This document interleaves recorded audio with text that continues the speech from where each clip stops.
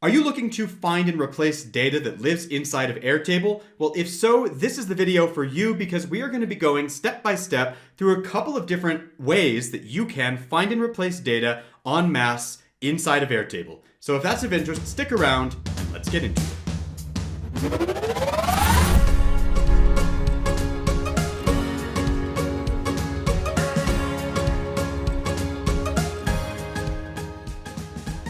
Welcome back to the channel. If you're new here, my name is Gareth. I'm the owner at Gap Consulting, and we make it our mission to help you organize and automate your business with Airtable and other no-code tools. Well, in this video, we're going to be breaking down a couple of different ways that you can find and replace data inside of Airtable. But before I get to that, I want to invite you to join me for my Airtable crash course. If you're newer to Airtable and you want to learn the basics so that you can get through and really start to master the beginning foundation of Airtable, check my crash course out at garethpronovost.com/airtable-crash-course. It's entirely free if you sign up with your email there, and I'll send you those lessons in your inbox. But without further ado, let's hop on into the heart of this video where we are going to be talking about, yes, finding and replacing data inside of Airtable. So here we are inside of my Airtable database that I've built as a sample for this particular mission of ours.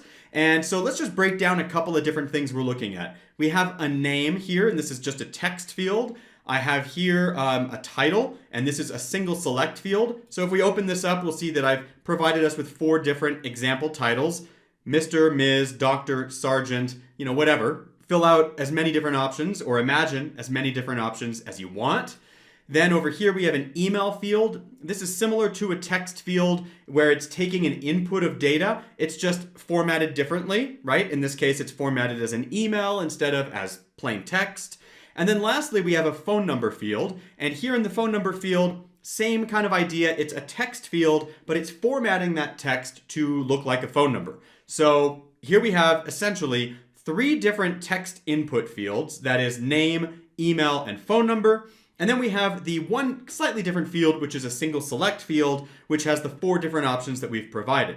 So, number one way that you can quickly and easily find and replace data inside of Airtable is to go into a single select field and actually just make the edit directly in the particular type. So, for example, here I have one record that says Mr., here's a second record, and then here's a third record. If I wanted to group by this, I could right-click on this particular column or field and come on down to where it says group. So group by this field right here. And we can actually see now a lot more quickly that we have 3 different people or persons in that selection, right? 3 different titles of Mr. If I wanted to make a change to the title of Mr., the quickest and easiest way to do that, because it is a single select field, is to go into the field itself and make the edit here. So let's say I just wanted to make Mr. And actually spell it all out. I would just select that particular option inside of the choices, and I would just type it out. Once I'm done with that, I click Save, and everywhere that I had MR period before, it's now going to be updated to Mr. spelled out, as you see right here. So that's the quickest and easiest way to go through a find and replace. But of course, this requires, as I mentioned, that we're already using a single select field, or a multi-select field would work as well. So that's number one way. Number 2 way, let's break the grouping here and put things back in the original order. So I'll right click on that field again and say don't group by this field. Another way that we can find and replace data en masse, especially if it's textual type of data, as in our case we have that phone number, we have that email, and we have that name field. Well, if we want to find and replace some information in there, we can write a formula, and this is going to be our second way of doing it. So let's go ahead and create a new field here. I'll call this find/replace formula, and I'm going to select the formula field type. Now the formula that I want to use here is called a substitute formula. Substitute formula, when we make that selection, on the left-hand side of the formula, we're going to see that we have a few different parameters that are required. The first parameter asks us what string are we looking at, what textual data are we looking at that we want to perform this substitution on. Well, in our case, we want to look at the phone number field that we've built here, and we want to replace any instance where we have 555 in the formula we want to replace that with 556, for example. All right, so in our case, we want to look at the phone number field first and foremost. That is the string. So you can start typing the name of the field that you want to look at. In my case, phone number. Now we're going to separate that with a comma to get into our second parameter for this formula.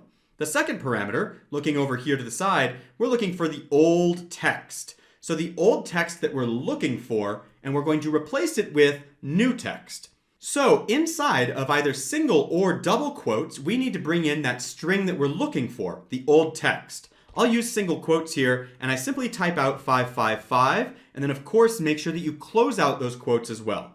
Now, we're going to move into our third parameter, so we have to again separate with a comma. So this is now moving into our next parameter, and now what I need to put in what the new text that I'm looking for is. In this case, I want to replace it with 556. So I can put a comma and type out 556, and then make sure again that the replacement text is again in single or double quotes. Now you have an optional fourth parameter. If you only want to replace the first instance each time, then you can say 1 as your last and final parameter. If you want to replace 2 instances in every case, you could say 2. Example, this is an optional parameter. I'm going to leave it blank because I don't care how many times 555 appears in a phone number. I want to replace every single instance of it in that phone number. So once we're done there, we're going to go ahead and close out our formula with a finalized parenthesis, a closed parenthesis, and I'll create the field. Now what we're going to find is that we have the old phone numbers here. This is the text that we want to update. And here is actually the text that we want to replace it with. So a quick and easy way to do this is to just do a mass copy paste. Now this is only going to work up to a few hundred records. I'm not sure exactly what the count is. So if you're working with many thousands of records, the copy paste method is probably not the best one. So you'll want to be sure to check out the third and final method that I'm about to show you. But in our example, I'm only working with 10 different pieces of data. So let's go ahead and round out this easy formula method. All I do is I highlight the row or the column with all the data that I want to copy, and I copy it using Control-C or Apple-C. And then all I have to do is go back over to the phone number and paste it. Now, you'll even notice that I don't have to highlight the entire column of phone numbers. I can just start right here, copy and paste, in this case Control-V for that paste, and Airtable is going to give me a warning and say, hey, are you sure you want to perform this paste? You're about to paste, overwriting 10 cells in 10 different records. Are you sure you want to continue? And that is exactly what we want to do. We want to replace all those 555s with new 556s, so we say, yaha, let's go for it, and there we go. We now see that everything's been updated.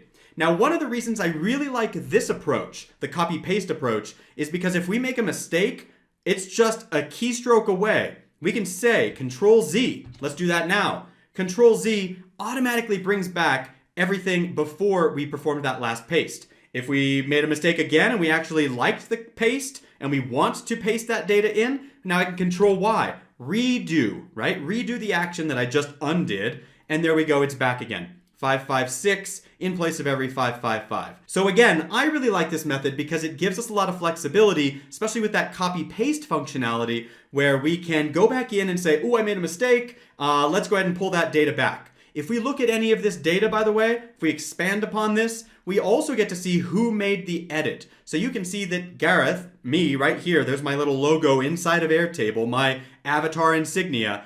I made that edit right now. And that is going to be really helpful for you over time if you want to go back and kind of have an audit trail and say, hey, who made that change? Well, now you know it was done by me at this time, in this case now, December 1st, almost 2 p.m. So that is exactly how we can do that. That is method 2. Now let's hop into method 3 for doing another mass find and replace. And this is going to utilize a script by Airtable. In order to access that script, I'm going to fly up into the upper right corner and add an extension to my database. I will add the find replace extension. So simply say add an extension. If you've never done this before, don't worry. I know I said script, but this does not require you to know any code, thank goodness, because I don't either. So all I need to do is, in my search bar here, type up find. And that's going to bring up a few different options. I'm looking for this one right here, the find and replace script. And notice that it is provided by Airtable. I'm going to add this extension to my database. And of course, before I add the extension, it gives me a little warning. Hey, just so you know, when you run scripts, they can read and write data in your base. They may communicate with external services. And of course, we know that this particular script was written by Airtable. And of course, we trust Airtable. We're already using their software, so I feel pretty good about installing that script. So let's go ahead and add it as an extension to our database. So now, here we are inside, and it's really simple to set this script up. So now let's imagine a new example where I've got that email field, and in my email, if you would have noticed, all of my emails are 1@example.com or 2@example.com. Maybe I want to replace example.com with gapconsulting.io. So let me go ahead and find and replace en masse all of that data using this script. First, I have to tell it what table that data lives in. In my case, I just have one sample data table, so easy selection there. And now I have the ability to look at the fields that I want to replace. Now, bear in mind that this script will only be able to overwrite data in what we consider a dependent field. So I wrote a find replace formula. We can't update the information that lives in a formula because the output of a formula field derives its value by the formula itself, right? It's not like a text field. But in our particular case, our data is in a textual type of field, right? We are looking, in our case, at that email field. And yes, even though it's formatted for email, it's still a textual input. In this case, it's taking a string that's just input right there in the record itself. So let's go ahead and select that email field, and we can run this script. And when we do this, it's going to do all the magic for us. It's saying, what text do you want to find? Well, in our case, we want to look for all the text that says example.com. So go ahead and type it in. Now we're going to say next. And now it's simply saying, well, what do you want to replace it with? So in our case, I say I want to replace it with gapconsulting.io, and I smash the next button.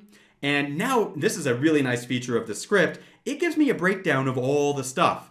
It's telling me, hey, this is the data that I have currently. This is the before column. And I want to update it to this. Do I have your approval? Does that look right? So it gives you a chance to make sure that everything you're about to update looks correct before you move on to the next and final step. So provided that this looks good, which it does in my case, I'm going to say, yeah, let's move forward, hit that save, and it's going to go ahead and make all those changes for us. Now, when I close my script down, we can go back into our data source, and right there we see that all of that stuff's been updated. And I also want to point out that if we want to go ahead and expand that record and look to see who made those changes, whoever's the person who ran that script, Airtable knows, and it's putting it in right there. So again, we have that audit trail here as well that's telling us, hey, here's who made that change and when it was made. So of course, that's a really important thing to take into account whenever you're doing a find and replace, because you want to make sure you can hold accountable the person who made the change, right? The only thing I don't love about this script is the fact that I can't use that same Control-Z, right?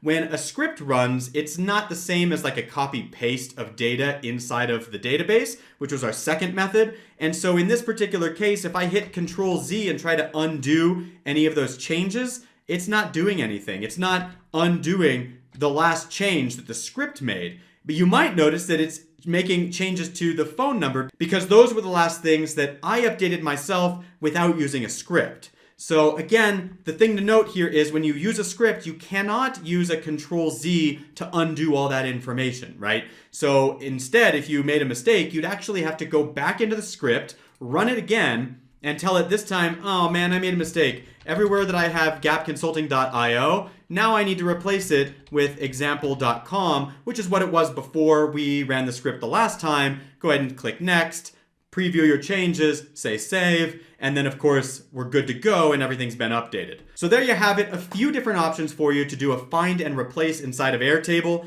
They got a little more difficult, progressively more difficult as we went through, but I hope you were able to follow. If you have any questions, be sure to drop them below and I'll do my best to answer. Now, of course, if you're not already subscribed to this channel, be sure to subscribe so that you can stay up to date on no code and other videos just like this. And I will see you in the next video. As always, I hope you found that to be extremely helpful. If you did and you'd like to learn more, swing by our website and see how we can help. We offer a free Airtable crash course that will help you level up in Airtable quickly. And we also have some paid services, including hourly consultations with our experts. We have some online courses and a group coaching program. And for advanced needs, we can build a bespoke solution for you from scratch. So swing on by, and I look forward to connecting with you soon.